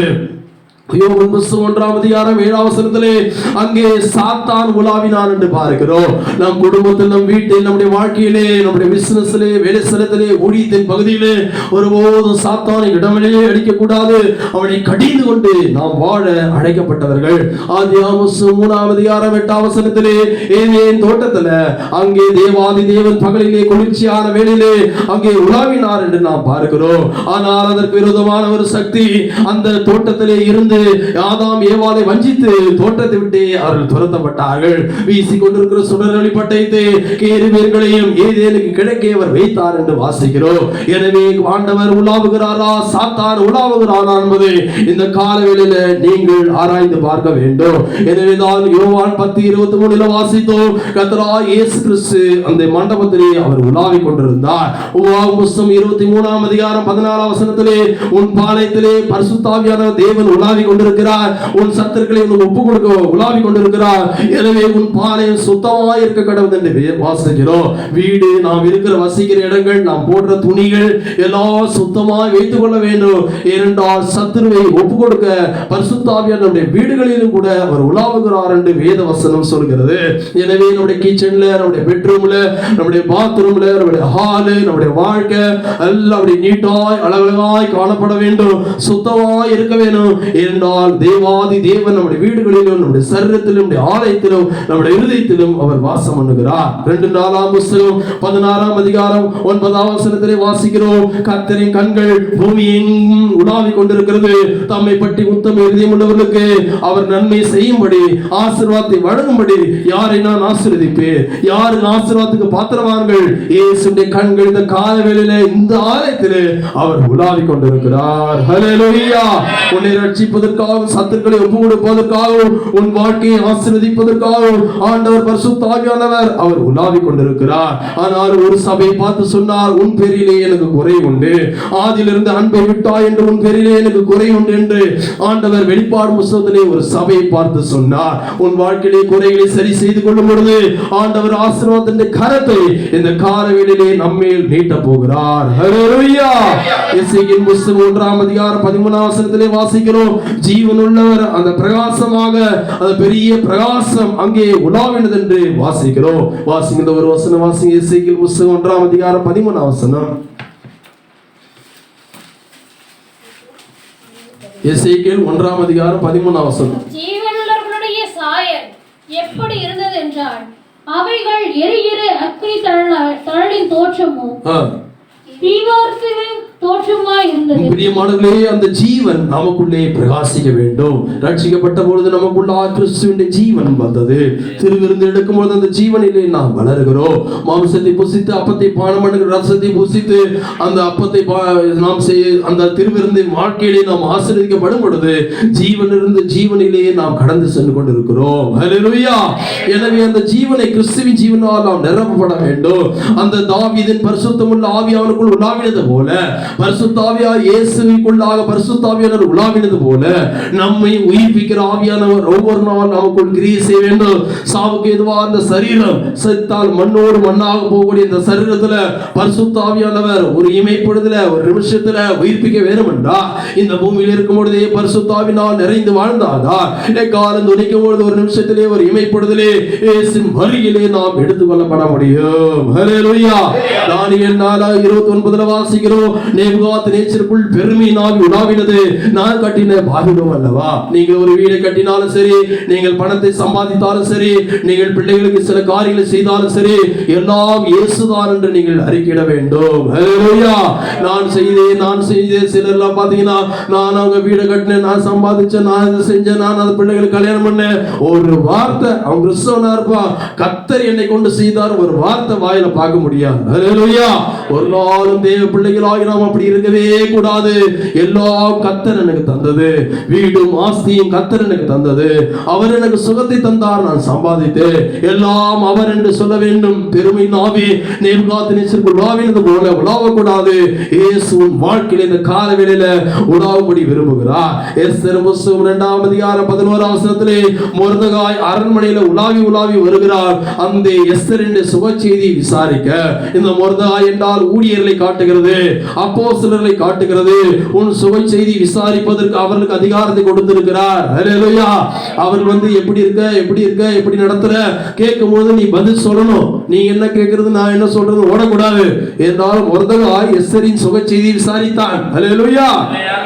ஊழியர்கள் உங்கள் நடக்கும் காரியத்தை ஒவ்வொரு காரியத்தையும் சொல்லி ஜெபித்து அவர்களுக்குள் இருக்க வேண்டும். அப்பொழுது நீங்கள் ராஜா ஸ்திரியாக மாற்றப்பட்டு இயேசு ராஜாதி ராஜாவாக வரும் பொழுது அவருடைய மனவாட்டியாக நீங்கள் ஆயத்தமாக முடியும். புதிய ஏற்பாட்டு சபை இது புதிய ஏற்பாட்டு ஊழியம். இந்த அப்போஸ்தலர் ஊழியத்தில் அடங்கி இருந்தால்தான் நாம் மகிமையான சபையாக மாறி இயேசு வரும் பொழுது அவருடைய ராஜ ஸ்திரியாக எஸ்தர் மாறினது போல நாம் மாற முடியும். எனவே பிரியமான இந்த காலவேளை நம்மை பிரதிஷ்டை செய்வோமாக. ராஜா ராஜா கர்த்தாதி கர்த்தர் மகிமையின் தேவன் நம்மதிலே எழுந்திருக்கிறார். ஒரு நிமிஷம் என்று இயேசுவே நீர் என் வாழ்க்கையில உலாவும். பெருமை வரக்கூடாது, தாழ்மையுள்ளவனாய் என்னை மாற்றும், பரிசுத்தம் எனக்குள் வரட்டும், என் வாழ்க்கையில நீதி உண்டாகட்டும். வாயில திறந்து செய்வீங்க. ஆண்டவரே என் வாழ்க்கையை ஆசீர்வதியும் கேளுங்க. என் வாயை திறந்து இயேசுவே என் ஆசீர்வதியும், எனக்கு உலாவும், காட்டுகள் உடையட்டும், மந்திரவாக்கள் உடையட்டும், என் வாழ்க்கையை மாற்றும் கேளுங்க. வாயை திறந்து ஹல்லேலூயா ஹல்லேலூயா ஹல்லேலூயா. மகிமை மாட்சிமை நிறைந்தவரே,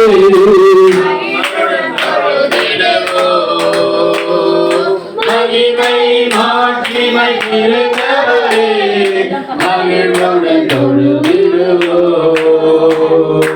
பரிசுத்த தேவனே சுவை பரிதே